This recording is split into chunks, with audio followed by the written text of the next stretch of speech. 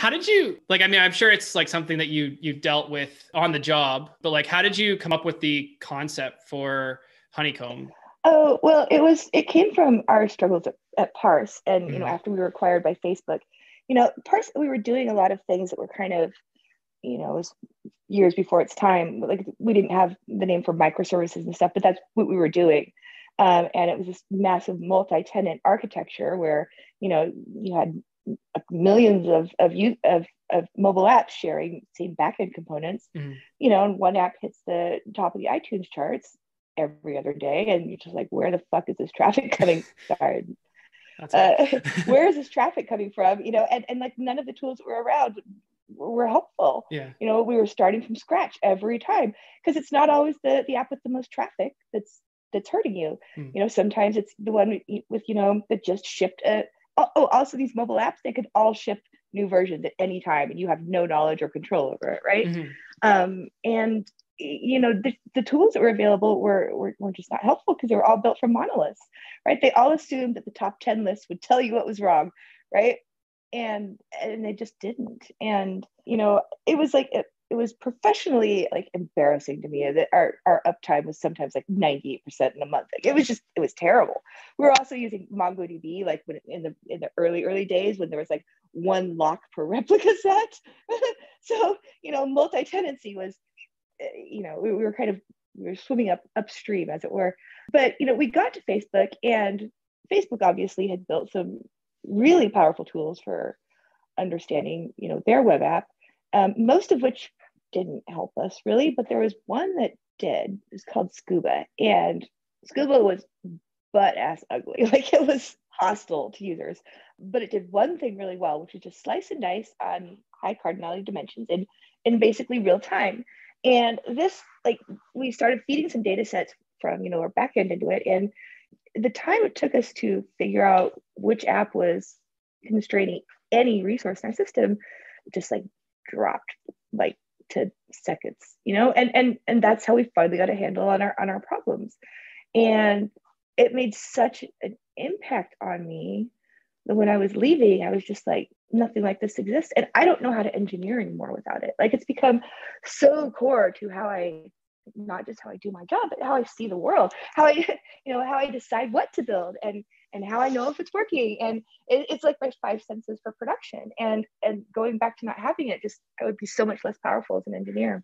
So what kind of problems does that kind of help you parse out? Like, is it like database issues or is it like memory? I guess because obviously these are things that like an average like New Relic wouldn't be able to catch. I'm assuming like these are like more fine grained. Like Yeah, well, interestingly, New Relic is kind of a special case. We almost didn't start this company because I kept looking at New Relic and going, God, they say that they do all this, like, and they, and I know I can tell what their backend looks like, and I can tell that they're gathering enough data to answer these questions. And I was just so sure that any day now they were going to figure it out, and like they were going to ship a version that would just crush us, and they still haven't. And I just can't really explain it. But it is much more. So if you think about old school monitoring, like the type that I grew up using, it's much more about sitting between the hardware and the software at a very low level, and it's describing all these low level resources to you, and you, like, as a front end engineer, are rightly like, why should I care about the counters on my Ethernet 0 interface? yeah, It's just like, you should not have to care about totally. that. But this is the world that everyone's kind of lived in, is that if you actually care about the performance of your app, you have to be half of an ops person. And the entire ops profession is kind of sat between software engineers and their software, just explaining it to them back and forth. It's like, your code is doing this now, right? Which is not great. And especially as like the abstractions keep moving up the stack, more and more, my belief is that you shouldn't have to know much about your underlying system. Like, think about the serverless kids, right? Like, they're writing snippets of software. They don't know which processor it's running Yeah. on, or which hard drive type, and this is definitely the future of. It's just gotten too complex for anyone to store all this in your head. So like, by moving up the stack a little bit, our approach, the observability approach, is much more, you're speaking in the language of, the of your code, of the variables and the endpoints and, the stuff that you're looking at every day. I think there's only like 3 hardware, metrics that I still think are relevant to software engineers, which are like, if you ship to change, is your memory just like skyrocketing? Are you chewing your CPU? Or is like, for some apps, is the amount of space that you're using like drastically going up? And it's really the rate of change that you care about, not the units itself, right? That's really all that you should care about. And arguably like not even that. But what you do need to be able to see is like, when you shift a change in your code, what was the impact on the system? Right? Like, did the calls to another endpoint like triple? Is the amount of data that you're just like shipping to that pipe like massive? And just like coordinating change, our systems have gotten so large that like debugging the code is not usually the problem. It's finding where in the system the broken code is. That's the problem. Yeah, that makes sense, because like I'm relatively new to like working on these very large systems where there's like a lot of different pieces running. And one of the things that I've kind of noticed is you'll have like multiple different like you have like, rather than like might have a mono repo for say our UI or something like that, but at some point it always ends up going into the backend services, and then there's like multiple, even if you have a monolith, even like there's just so many different components that come in. You probably have custom modules. You've got so many storage systems. You've got like, and like sometimes like the code that you're depending on doesn't even live on your servers, right? You might be calling serverless, functions or Lambda or, something. And you have to be able to, you can't lose sight of your code when it hops around anywhere, right? Like you need to be able to at the very least, tell how long did it take to call that thing and what did you get back? Like you need to be able to follow your request as it hops around the system. And in the olden days, and 5 years ago, all of this was kind of bundled up with the process.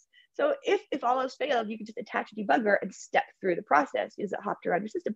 Well, you can't even do that anymore because now it hops the network all over the place, right? And I think it's the thing that made observability necessary was the emergence of, it was the breakup of the monolith. And I think that it's still better to write and build your code. It's still easier to develop using observability than without, because when is it ever not easier to see what's happening? I think that's what made it absolutely necessary, because our old ways of debugging just fell apart. Okay. I'm kind of curious then, like, how does the debugging experience, so I haven't personally used Honeycomb, sorry, but what is like if you're debugging using observability, like if you're getting like because I'm imagining like you're getting like a stack trace if there's an error, or you're getting logs or. So here's a couple of like examples. The way that we recommend the right way to do things, which almost nobody is doing, is to start with an SLO, right? Where you've got a budget. You've got like, okay, my budget, it's fine. I think that the impact on my users will be fine if, I'm at like 99.5 requests succeed, over this interval. So you set a budget, and then, if your error budget starts, getting paid down really quickly, if you're running out, if you're going to run out, then it would alert someone. And the reason this is the right way to do things is because the days of alerting people on symptoms have also reached kind of the end of their lifetime, because there's so much noise in it, right? Like if you're alarming on, well, this system resource, spikes, like that happens like a gazillion times a day. And you can either like manage, just like make an art form out of managing, these hundreds of thousands of, thresholds and alarms and like triggers and like, which, and you'd still either burn your people out, because false positives are the worst for burning people out. Getting paged at 3 a.m. going, oh, that's a blip. Like you're going to get real cynical real fast. or the impact on your users is going to go undetected for too long, right? Because what actually matters is not how healthy is your system. And this is something that I think a lot of ops people and backend engineers are having a hard time making the mental switch from. It doesn't actually matter how healthy your system is. What matters is the impact on your users, right? Nobody cares about your beautiful system that's at 99.99999% if your user is still like, it's timing out for me, right? And because maybe the request is never reaching your system, or maybe you're not capturing it, for whatever reason. Like what matters, like nines don't matter, right? If people aren't happy. Totally. So measuring it from a user's perspective and then setting a budget on that, and then letting you know if, and the cool thing about this is that you can set different, burn down rates for nighttime versus daytime. If you're on call and it's daytime, you probably want to know right away if something's, really paying down those odds. If you don't have nearly that that level of caring if it's the middle of the night, right? It should be like you're gonna run through your budget by morning, right? That's when it should wake you up. So if you get paged by, an SLO alarm that's going off, just like, wow, then you jump on. Another cool thing about observability, and there's a lot of technical things that I could go into. The cool thing about observability is that you can go from very high level to very low level and back without having to jump from tool to tool, right? So you're looking at the same data, you're just inspecting it and aggregating it in different ways. So you can go to the very high level, like your error budget is high, down to which requests are erroring and how are they different from all of the other requests, or the mean, or the baseline. And then, so like in a click or two, you can go, oh, they're different in these ways. Maybe it's all the requests that are going to that endpoint or that shard on that database, or for this user or this shopping cart, or, you could just, because it's just that easy. You just click, this is why they're different. And then hopefully, that tells you enough. If not, you might want to go, okay, well, trace one of those for me. Show me the trace of it, and maybe that'll show you why. But from there on, if the easy things don't, then you just play with it until you find it. But pretty much always, if you know your systems moderately well, just seeing what is different about what is erroring than the others is enough to inform you. Now, if you don't have SLOs set up, then, a lot of people are still, they have their various alerts or whatever. But, and so I'm kind of cheating a little bit here, because Honeycomb has done a bunch of, stuff to automate, like you just click on this and see what's different about them. If you didn't have Honeycomb and you were trying to do the observability from scratch, it would be like, okay, let's say your errors are high. So start at the edge, right? Like, we break down by endpoint. Which endpoints are erroring? Oh, it looks like it's only the right endpoints, or, whatever. So are all of the right endpoints erroring? No, it looks like just the ones to this particular backend. Well, is it all of the requests to this backend? No, it looks like it's just the ones to that shard, or just the ones to, or it's spread across all shards.